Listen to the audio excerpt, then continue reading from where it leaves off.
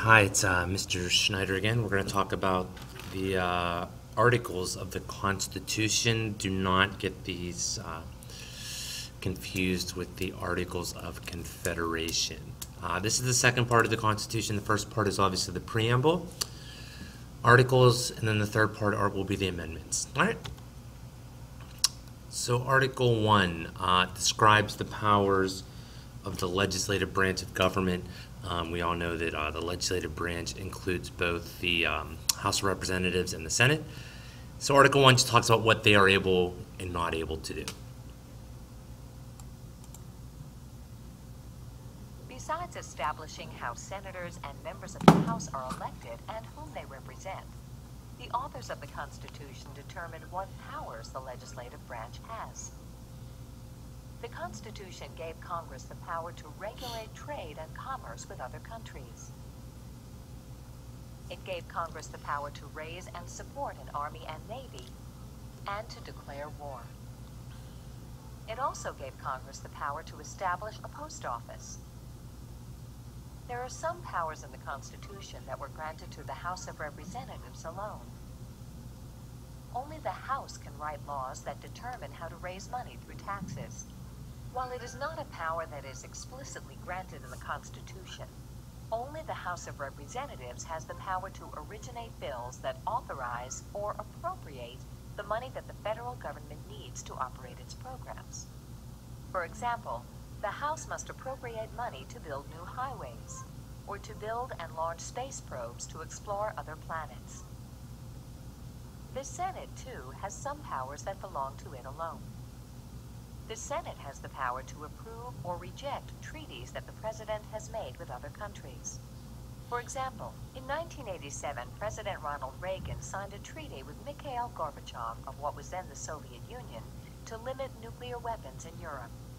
But before this treaty could go into effect, it had to be ratified or approved by the Senate.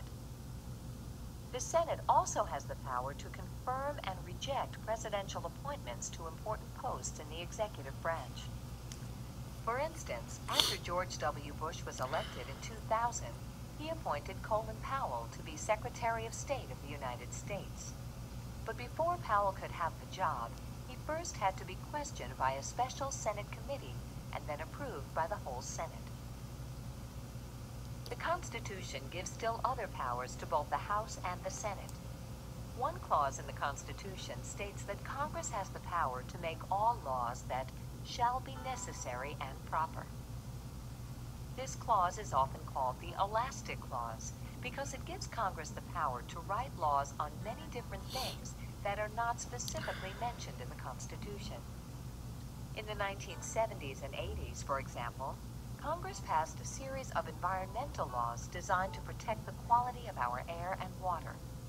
Among other things, these laws restricted the amount of poisonous chemicals that factories could release into rivers, lakes, and oceans, and harmful gases that power plants and factories could release into the atmosphere. Nothing in the Constitution specifically gave Congress this power. However, the Constitution does say that one purpose of the federal government is to promote the general welfare of the American people. Supporters of environmental laws could argue that these laws were necessary and proper to promote our general welfare by helping make our environment cleaner and safer. Over the years, Congress has passed thousands of laws never specifically imagined by the people who wrote the Constitution. These laws affect many aspects of our lives. There are federal laws that make sure our food is safe to eat. There are laws that provide help to schools in order to support education.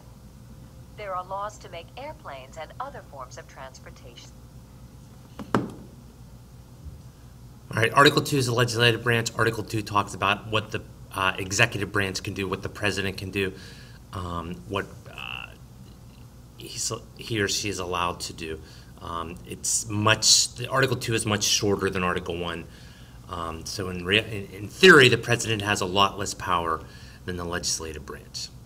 The President of the United States to save us from our enemies, from the economy, and other really big things. So we're trying to figure out, what kind of power does the President really have? To answer that question, we sat down with George Edwards, distinguished professor of political science and a leading scholar on the presidency. The president has much less power than people think, and they have much less power than you would think from what you hear candidates promise on the campaign trail. And I don't mean that the promises aren't sincere, because almost always they are. But presidents, once they take office, run into some pretty hard realities. And the first reality is that they rarely can act unilaterally. They share power primarily with Congress. And Congress often, in modern American politics, is populated with the opposition, as it is right now. And so presidents come in and think that after 2 years of campaigning, they must be pretty persuasive fellows. After all, they won the big prize in politics, and they've been basically doing nothing but talking for 2 years. But that's a bit different, because you are simply drawing a comparison with another candidate. And that's different than convincing people to support a particular piece of policy. And it's almost always the case that the public doesn't move in the president's direction, or it actually moves a little bit in the opposite direction. So presidents generally fail in their efforts to move the public, and therefore they don't have the kind of leverage that they want in moving Congress. So if we can't expect a president to just fly in and save the day, how do we get anything done in this country? The founding fathers, they knew what they were doing. They divided power. They decentralized power. They specifically designed an inefficient system. And that forces deliberation, and it forces compromising. So if there's no people in the middle, if there's no people with whom you can cut a deal, and if compromise becomes a dirty word and you're viewed as a traitor to your party, then there's very little chance of doing something. I'll give you an example. Senator Lindsey Graham, a very smart guy and a long-time clear conservative. And he found that just by talking to the White House and trying to work out issues on climate change and on immigration, that he was condemned by his own party. That's just an example of the kinds of problems that you face when everyone must feel that the opposition party are untrustworthy, and therefore you can compromise with them. So to bring about change, you have to compromise. That's a good thing in my mind. And voters have to support candidates who are willing to compromise. You have to be willing to give up something. You can't argue that I should get everything I want and the other side can have nothing that they want. And you've got to support candidates who are willing to talk to the other side sincerely and to compromise. And I don't know any other way to actually deal with the kinds of problems that we face. All right, thanks for chatting with us. Thank you. Bye-bye. Article 3 creates a judicial branch. So there's we're going to have 3 branches of government. Article 3 is the shortest, and it really only creates a Supreme Court, and then it's left up to the government to determine what other courts will be needed. We do have we have general court, we have appeals court, and we have the Supreme Court at the federal level.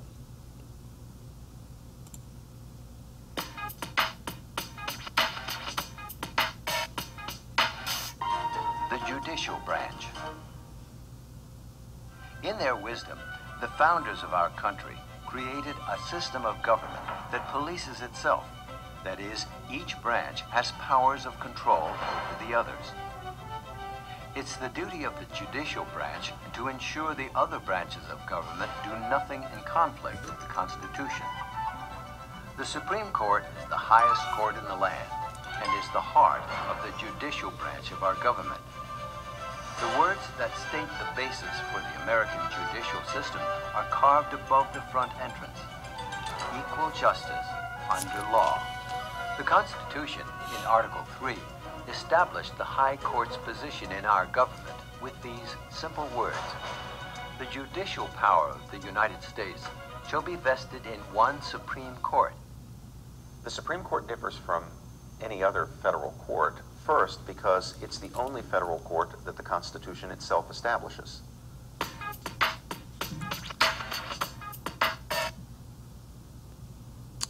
Article 4 talks about the duties and responsibilities of the states, and it also talks about the federal government's relationships to the states. Things like if you have a driver's license in Pennsylvania, that license will be recognized in Florida.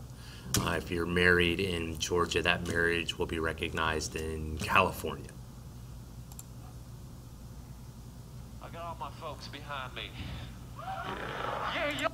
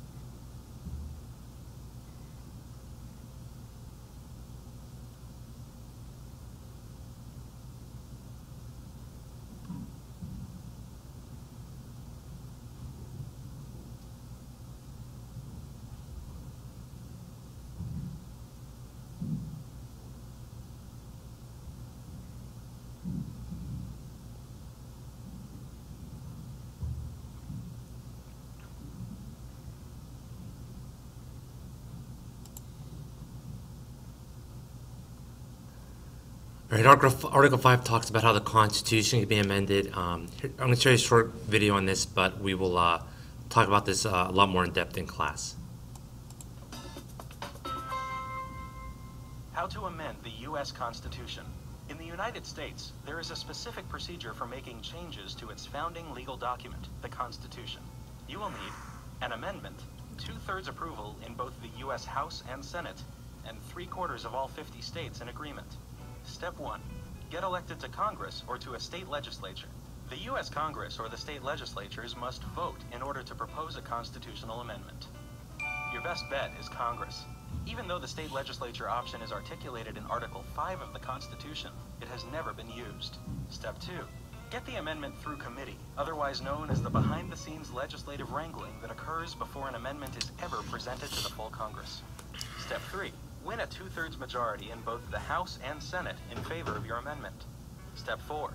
From Congress, the amendment is sent to the National Archivist, who, with help from the Federal Register, will print and send a copy of the legislation to all 50 governors. They, in turn, pass them on to the state legislatures for a vote. Step 5. Win approval from 3/4 of the states, and you have successfully amended the U.S. Constitution. Did you know the 18th Amendment prohibited the sale or manufacture of alcohol? 14 years later, the 21st Amendment repealed the 18th. All right, Article 6 is the Supremacy Clause, and this is what establishes the Constitution as the supreme law of the land. No local laws, no state laws can go against the Constitution. Who's your daddy? I call Section 2 of Article 6 the Who's Your Daddy Clause because in a sense it's really kind of telling the states that if it comes down to it, that there is a force of power in this relationship, that the federal government is supreme over the states like a parent over a child. And I know that analogy is going to upset some strict libertarians, but in the end of the day, if you read Article 6, you can see what I'm talking about. Take a look at Article 7 says that 9 of the 13 states had to approve the Constitution for it to be ratified. Once the final vote was taken on the Constitution, then copies were sent to the 13 states. They had to be ratified. So what we're looking at here is the Pennsylvania ratification of the Constitution. Thanks, guys. Bye. This is Unit 4, Podcast 2. See you in class.